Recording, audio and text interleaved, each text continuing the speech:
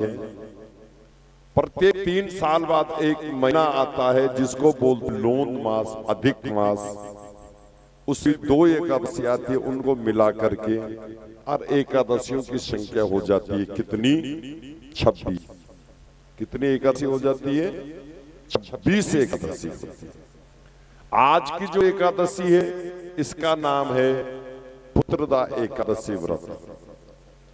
भगवान श्री कृष्ण से युधिष्ठिर ने प्रश्न किया कि महाराज, मन इच्छा को पूरा करने वाली एकादशी का महत्व आप हमसे कहें। तब भगवान श्री कृष्ण ने कहा कि हे युधिष्ठिर, श्रावण मास के शुक्ल पक्ष में जो एकादशी आती है उसका नाम है पुत्रदा एकादशी। और इस पुत्रदा एकादशी करने का फल 1 साल में ही मिल जा रहा है। तो जो सास जिनके घर में पोते की आवश्यकता है वो अगर एकादशी का व्रत करते हैं और एकादशी का व्रत करके द्वादशी पारायण से पहले ठाकुर जी का चरणामृत लेके और हाथ में जल लेकर के और लेकर के और अपनी बहू और बेटे को अगर आशीर्वाद देके कहते हैं कि हे ठाकुर जी, जो मैंने एकादशी का व्रत किया, इस एकादशी व्रत में जो मैंने ओम नमो भगवते वासुदेव का जप किया, इसका पूर्ण फल मेरे बेटे और बहू को मिले तो उससे घर में वंश वृद्धि होती है। इसीलिए इसको कहते हैं पुत्रदा एकादशी, पुत्र को देने वाली। एकादशी का मतलब क्या होता है?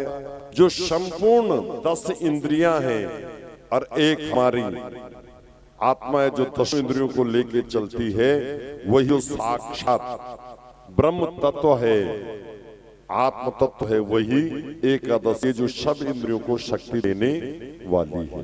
एकादश 10 इंद्रियों के ऊपर जो एक है तब एकादश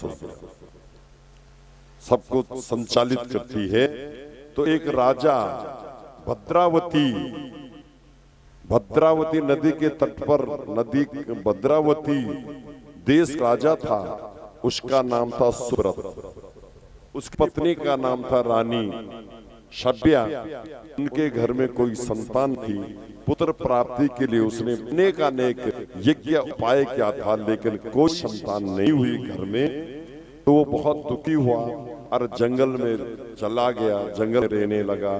सौभाग्य से एक दिन सप्त सरोवर में ऋषि आए और ऋषि बैठे थे। ये वहां पहुंच गया।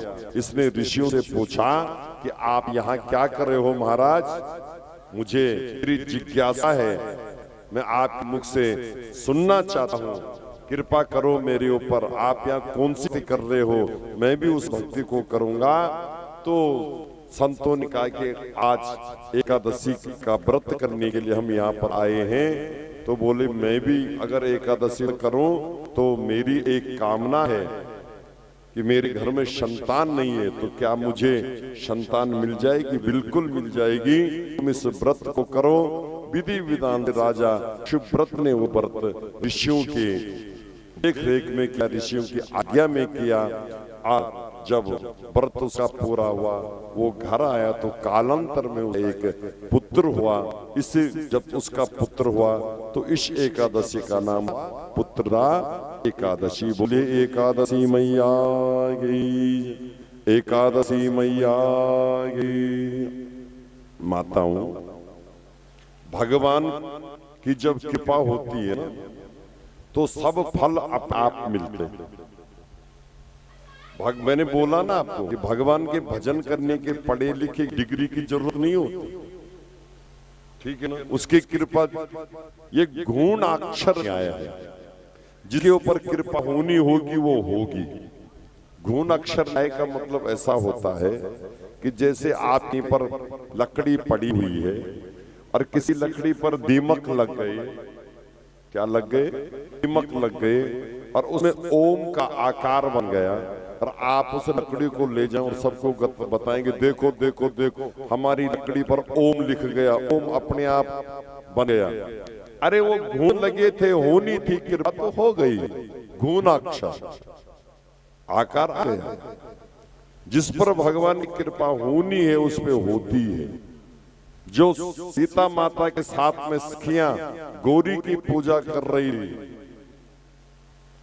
उनको भगवान के दर्शन नहीं हुए, और जो सखी कह रही थी कि आज पूजा में मन नहीं है, मैं तो आज घूमना चाहती हूँ, इस पुष्प वाटिका को देखना चाहती हूँ कि इतनी सुंदर सुंदर रंग बिरंगे फूल के हैं, मैं उस भगवान को धन्यवाद देना चाहती हूँ जिसने इतनी सुंदर प्रकृति सजाई है, मैं उस प्रकृति को देखने जा रहा हूँ। तो सबसे पहले राम और लक्ष्मण के दर्शन उसी को हुए जब राम जी पुष्प का चयन कर रहे थे, संचय कर रहे थे गुरु महाराज जी की पूजा के लिए। इसलिए जिस पर भगवान की कृपा होनी होगी वो होगी, चाहे ध्रुव लो, चाहे प्रहलाद लो, चाहे पढ़ा लिखा हो, चाहे अनपढ़ हो, चाहे कालिदास हो या वाल्मीकि हो। वाल्मीकि तो राम बोला भी नहीं जानता था, तो गुरु जी ने बोला कि राम नहीं बुलाई में आ रहा तो मरा मरा बोल, तो मारा मारा मरा मरा मरा मरा तो राम आ ही गया। तो उल्टा नाम जपे जही जाना, वाल्मीकि भई ब्रह्म समाना। सच्ची श्रद्धा भगवान के प्रति होनी चाहिए। बोले शंकर भगवान की। सज्जनों थोड़ा ध्यान से सुनिएगा। एक जो है ना बात, एक भोला था, भोला राम। ये बच्चा रो रहा है और किसी का, उसको कोई केला दे दो अंदर से और उस बच्चे को शांत करवा दो, थोड़ा इधर उधर घुमाओ उस बच्चे को,